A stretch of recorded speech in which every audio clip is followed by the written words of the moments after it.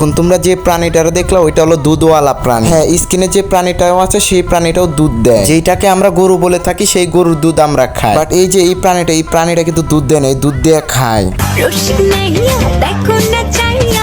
এই লাউরা, তুই যে জিনিসটা দেখাইতেছিস ওইটা কি চাইয়া না? চোখ বন্ধ করে দেখ।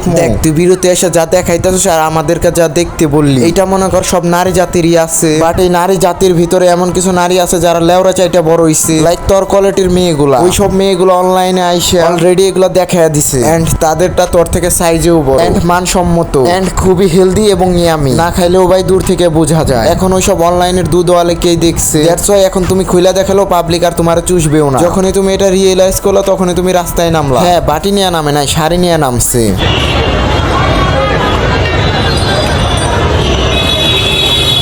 আজকের ভিডিওর মূল টপিকটা হলো কিছু ট্রাফিক পুলিশ দেখলাম। রাস্তাঘাটে ট্রাফিক পুলিশ থাকবে এটা নিয়ে ভিডিও বানানো একবার অযুক্তিহীন, ওইটা আমিও জানি। বাট এই রাস্তাঘাটে ট্রাফিক পুলিশ বাদ এই লেওরাটাই যায় কি করে? এখন তোর থাকার কথা তোর বইয়ের কলি।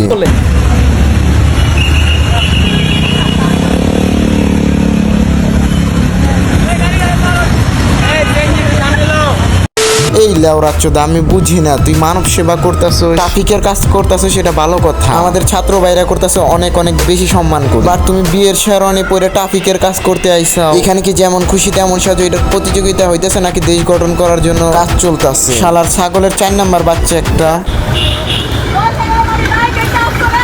মানে তুই যে এই যে রাস্তাঘাটে ট্রাফিকের কাজটা করতে গেছে না, ভালো কথা এটা। এন্ড তুই যে এই কাজটা ভাইরাল হওয়ার জন্য করতেছে এটা পাবলিক ভালো করে বুঝে। আসলে আমার কথাটা ওইটা না, আসলে তুই যে ক্যামেরাটা ম্যানটারে ভাড়া করছিস, এটা কি তুই সানি লিওনের ক্যামেরাম্যান ভাড়া করছিস না? যে ক্যামেরাম্যানটার তুই ভাড়া করছিস, আই মিন যে তোর ভিডিও বানায় দিতেছে, ও তো তোর মানবতার কাজের থেকে তোর দানবের মতো পাছাটাই বেশি দেখাইতেছে। এই যে তুই পাছাটারে দুলে দুলে যাইতেছিস একটা লাঠি হাতে নিয়ে, তোর ক্যামেরাম্যান তো তোর দানবের মতো পাছাটাই দেখাইতেছে। সারা দেশ আর স্বাধীন হইলই কই? আমাদের জন্য দেশ স্বাধীন হইলো, এরকম বোকাচোদা গুলিকে এখনো দেশ স্বাধীন হয় না। এদের চাল চলন এবং সভা ভিডিও দেখে বোঝা যায় এদের জন্য দেশ স্বাধীন ওই দিন কে হইব যারা ওরা ল্যাংটা হয়ে ঘুরতে পারবো।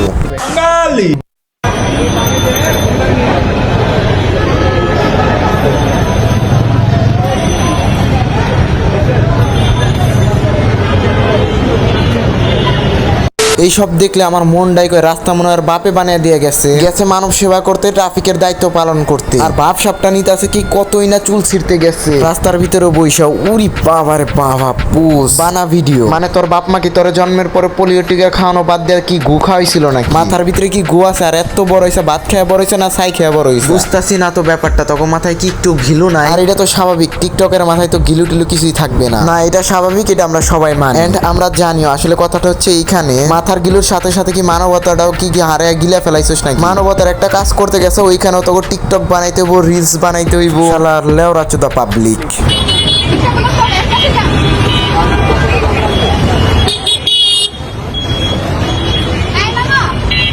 বর্তমানে যে পরিস্থিতিটা হয়েছে, শাড়ি পইরা মুখে লিপস্টিক নিয়ে হাতে এক লাঠি নিয়ে, ওই মামা কই যাও তুমি? দেখো না শাড়ি পইরা মুখে লিপস্টিক দিয়ে হাতে লাঠি নিয়ে দাঁড়িয়ে আছি। যদিও দেশ স্বাধীনের সময় আমার একটা পোস্ট দেখবা না, একটা ভিডিও দেখবা না। এখন যেহেতু দেশটা স্বাধীন হয়েছে তখন আমি ছাত্র ভাইদের সাথে গিয়ে এখন শাড়ি চুরি পরে ছাত্র ভাইদের সাথে রিলস ভিডিও বানাইবো। দায়িত্বর নামে আমি কোনো চুলটাও ছিঁড়তে পারবো না, কারণ আমি ট্রাফিকের কোনো টও বুঝি না। কিন্তু বুঝো না মামা, আমার রূপের যে আগুন, আমি শাড়ি চুরি লিপস্টিক মেরে যদি রাস্তায় দাঁড়াই, গাড়ি ঘোড়া এমনি সোজা হয়ে যাবে। দ্যাটস ওয়াই আমি লাল শাড়ি পরে চুরি পরে মুখে লিপস্টিক মেরে ট্রাফিকের দায়িত্ব পালন করতেছি, মানবতার কাজ করতেছি। এন্ড আমি একজন ট্রাফিকওয়ালা। তো গাইস, ভিডিওটা আর বড় করতে চাই না। যদি ভিডিওটা ভালো লাগে সবাই forward channel subscribe, and Facebook page থেকে ভিডিওটা দেখে থাকলে সবাই ফেসবুক পেজটাকে ফলো করে দাও। তো আজকের মতো বিদায়, আল্লাহ হাফেজ।